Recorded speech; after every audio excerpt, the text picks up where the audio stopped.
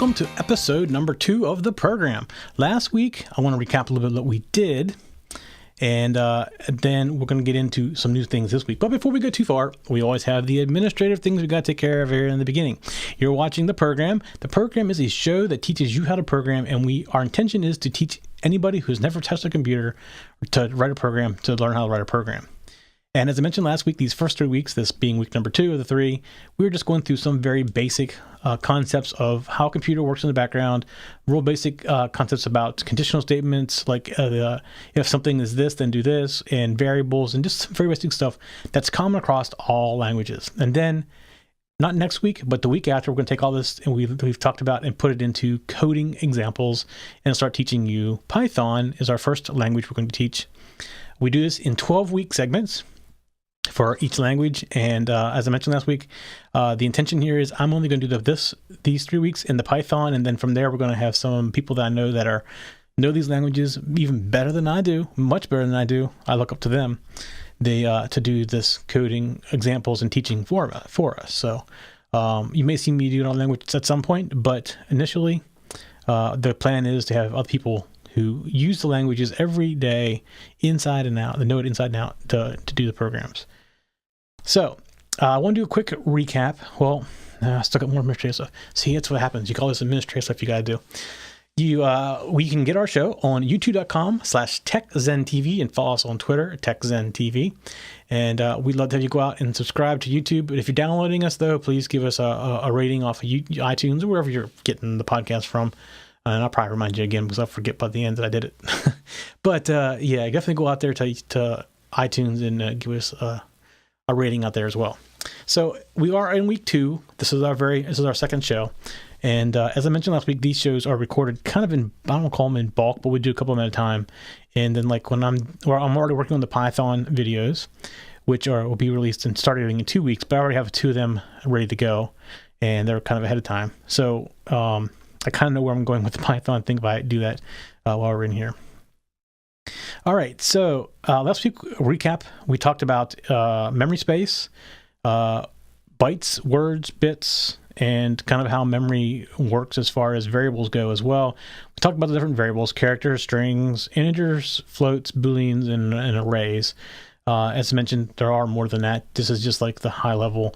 They're all variations of those. They're long int, short int, things like that. So we talked about how to assign variables, like a is equal to b or a is equal to 5. And then also if you do a equals 5, it's more of a comparison type operator versus an assignment operator. So this week we're going to talk about conditions and loops. And the very first condition, and this is probably something that everybody has probably heard of, is the if statement. And it really is as simple as, if this is true, then do this. And it actually doesn't get much simpler than the conditional statement, the if conditional statement.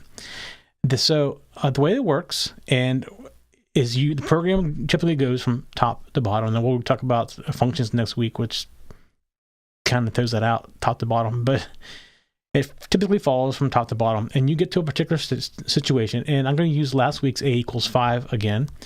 And you say basically, if a equals 5, then do this.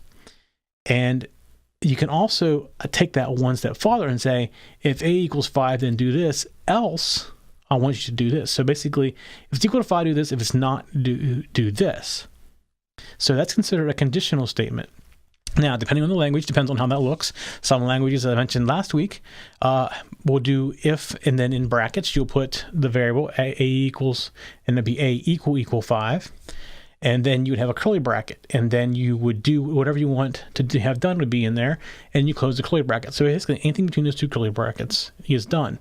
Some languages would say if a equals 5, then, and you would put the stuff you want done, then you would say end if. So they're doing the exact same thing. It's just the structure of the language. I mentioned semantics of the language. If you understand what a conditional statement does, then you just got to figure out how that language wants to see you structure it. And every language is a little bit different. Some of them are very similar to each other. Some of them aren't similar at all. So it really is just learning the structure. In fact, the Python language is unusual compared to most other languages, which we're so going to start learning Python. We get into the if statements. The whole concept is exactly the same. If this, then I want you to do this. But what it uses for delineation of the different sections is completely different than other languages. So we're going to teach you a language that's different starting out, which now that I think about that, maybe that shouldn't have been the best case. But Python is a very popular and a very, very powerful language. So that's why we picked Python. It's not because it was different or the same as any other language. Just want you to, if you get the concepts down, you can take and apply them to any language. I really believe that if you know one or two languages very well, you can pretty much learn any language in a matter of a few hours. All right, so now let's take the if statement to a little bit deeper level. So you have this if statement. You say, if A is equal to 5, I want to print this value, A is equal to 5. And then I want to add that to this. So I'll say, okay, well, if it's not equal to 5, then I want to say, print it out saying it's not equal to 5. But let's say you have another variable in there. You want to say, well, if it's equal to 5 or 6. So you could say if A is equal to 5, then do this. Then you can do an else. And then you can do another if, saying if A is equal to 6, then do this. Else do this. So you can basically combine multiple if statements together. Now we're going to talk about a different structure called well, again, depending on the language, a select statement is typically what most people call it. Some people call it switch, case, else, whatever.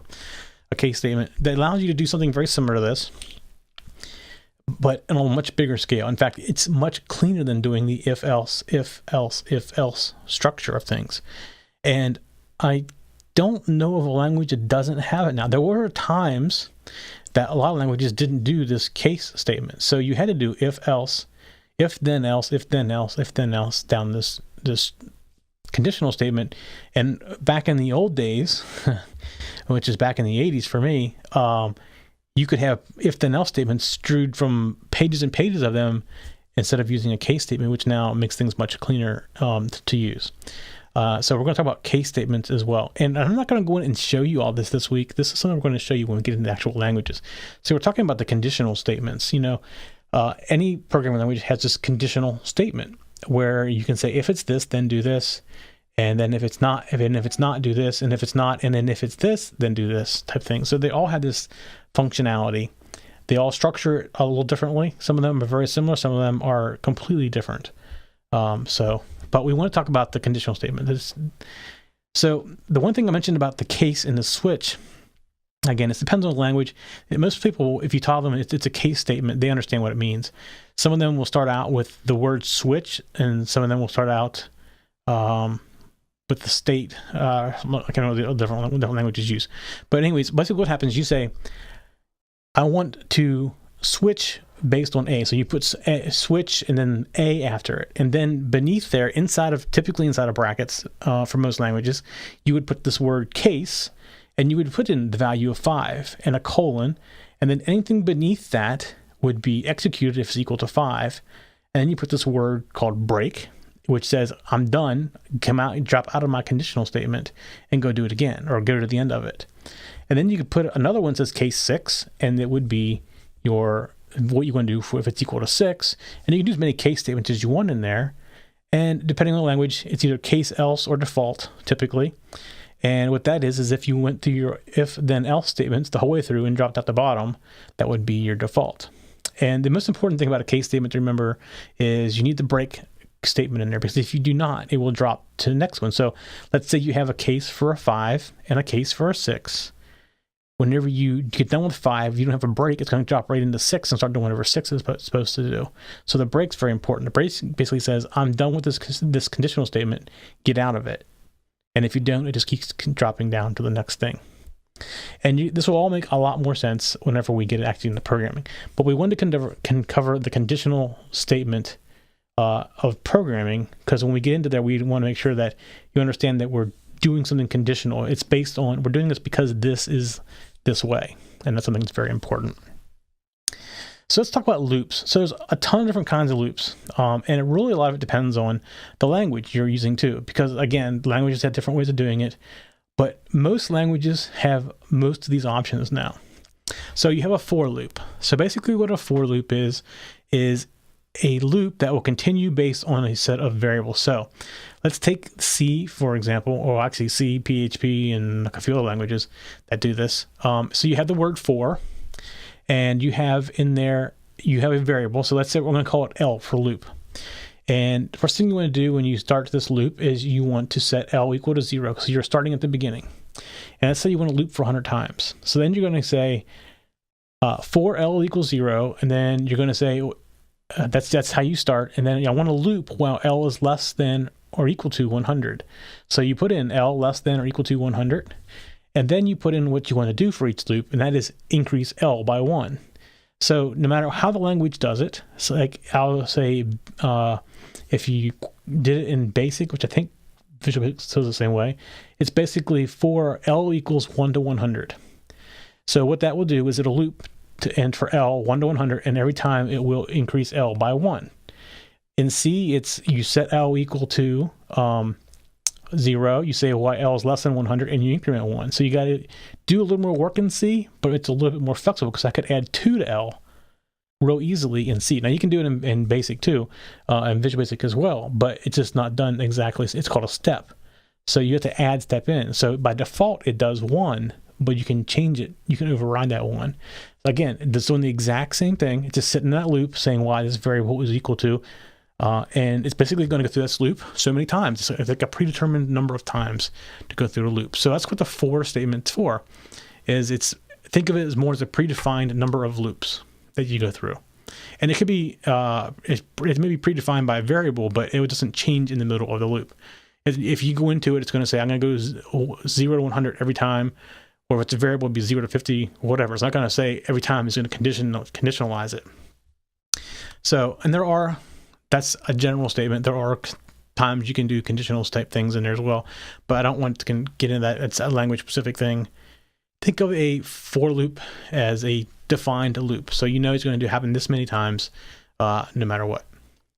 All right, so let's get into a do or a while statement. So again, I want you to look at them. This is the same thing for now. Think of a do statement as I'm going to do this set of code over and over again until some condition is met. So in your do statement, you say, I want to do this, and I'm going to do it while, so say A is equal to 5. So you sit in this loop and you're waiting for something to change A to something other than 5. And it's going to keep sitting in this loop until something changes it. And say something changes A equal to 6 or A equal to 1, it's going to drop out of that loop. So the do and the do while, and again, this is all dependent upon the language, but think of them as the same thing. The only difference really is the while statement is typically at the very top. So when you come into the statement to do the work, it's going to first say, is it equal? So is A equal to 5 before it does anything. So if it is equal to 5, it's going to go in that while statement, do that, and keep looping around it. But if it gets there and it's equal to 6, it's never going to do it. So the do while puts the while at the bottom and the do at the top. So when it gets to the do, it's going to do everything at least one time, even if A is equal to 6.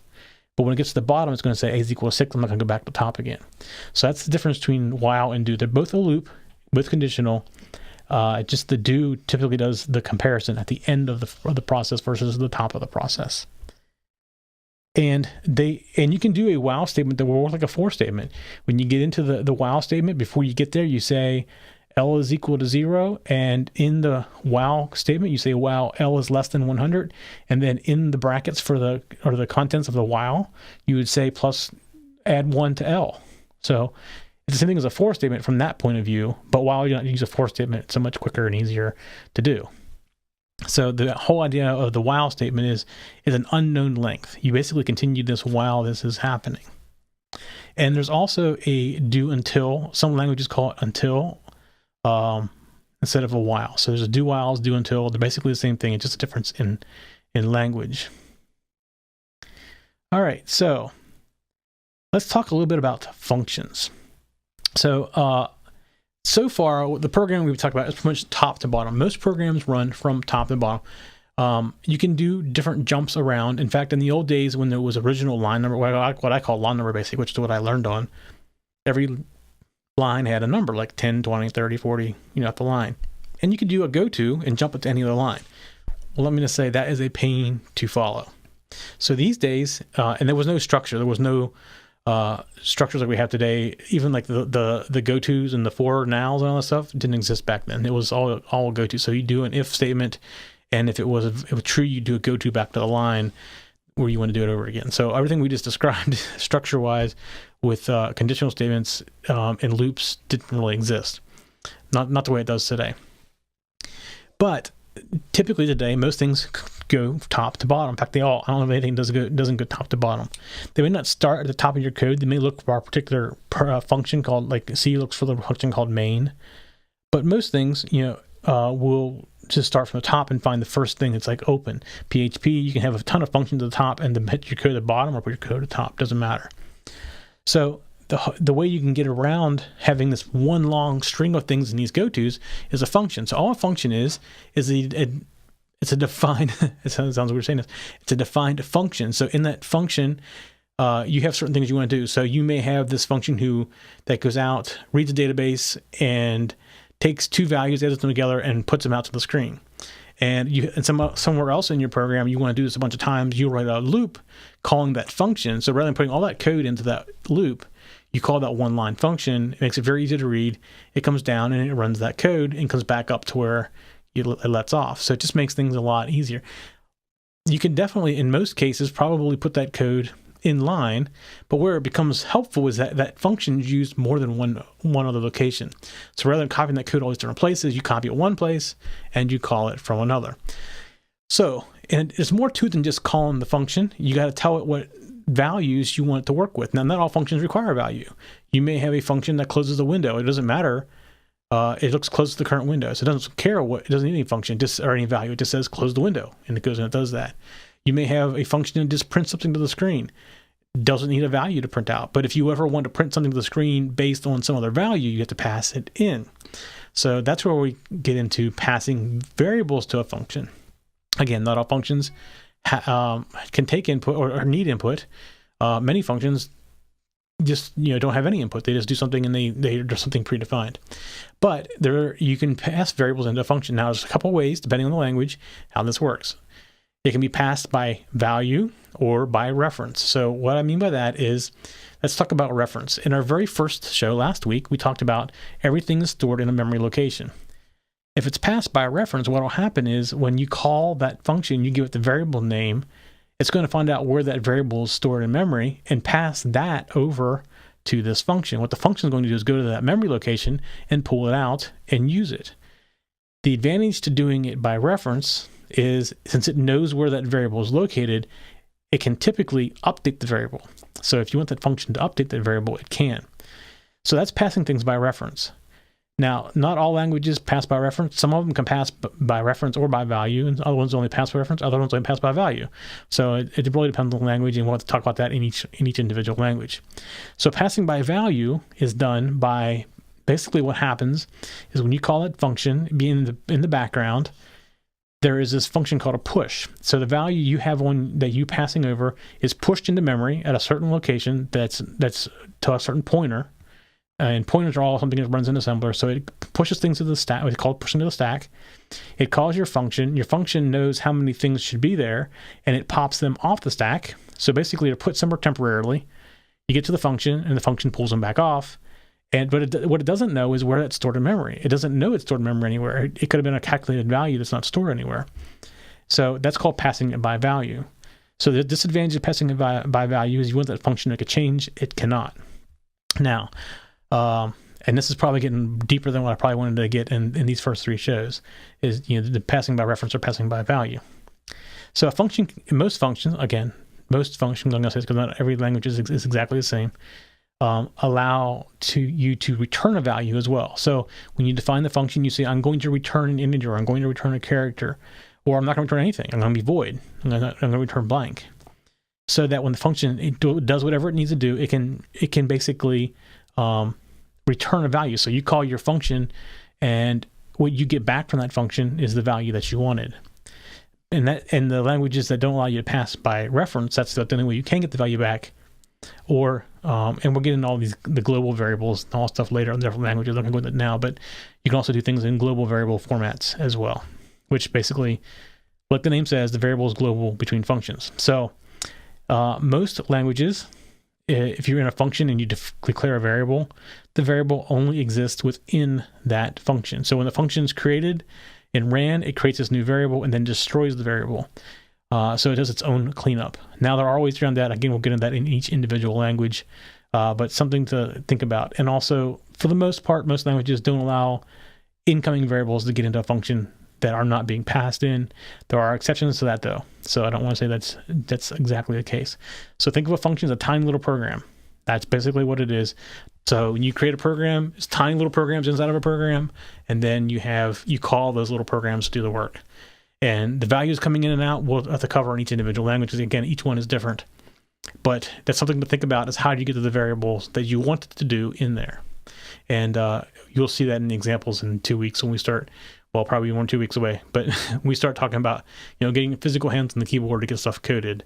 You'll start to see that kind of stuff. All right. So let's see. I think that's all I wanted to cover today. I did have some example graphics for the function returns. This is the function return right here. So the variable comes into the function. So you pass in 2 variables and it comes out as another variable.